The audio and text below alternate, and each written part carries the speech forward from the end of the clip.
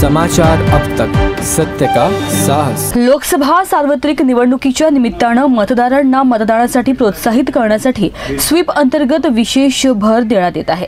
नागपूर आणि रामटेक मतदारसंघात मतदानाचे प्रमाण हे मतदारांनी मतदान केल्याशिवाय वाढणार नाही। राष्ट्रीय कर्तव्याच्या भावनेतून मतदारांनी पुढे यावे या दृष्टीने समाजातील प्रत्येक घटकाशी आम्ही संवाद साधत आहोत।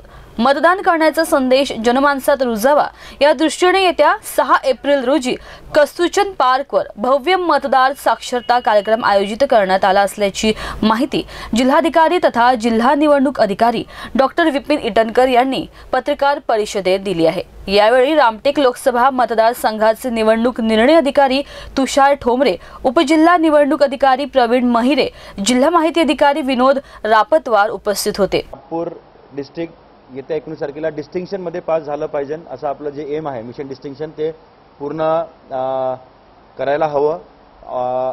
आमचे ट्रेनिंग आणि मशीन प्रिपरेशन ते ऑलरेडी आता सुरू होईल। आमचं त्याचा प्लॅन आम्ही ऑब्झर्वर सरांशी मिळून फायनल केलेला आहे। त्याच्यानंतर पॉलिटिकल पार्टीला बोलून सुद्धा आपण त्या मशीन्स प्रिपेअर करू। तर आज बेसिकली आपल्याला बोलायचा एकच उद्देश होता की स्वीप ॲक्टिव्हिटीजमध्ये आम्हाला आपला ॲक्टिव्ह सहकार्य लागेल।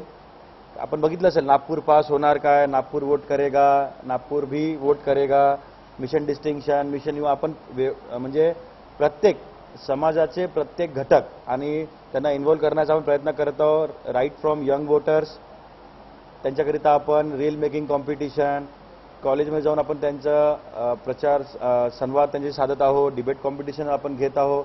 त्यानंतर मोठ्या प्रमाणामध्ये आपण स्वीप आयकॉन्स आपण आजपासून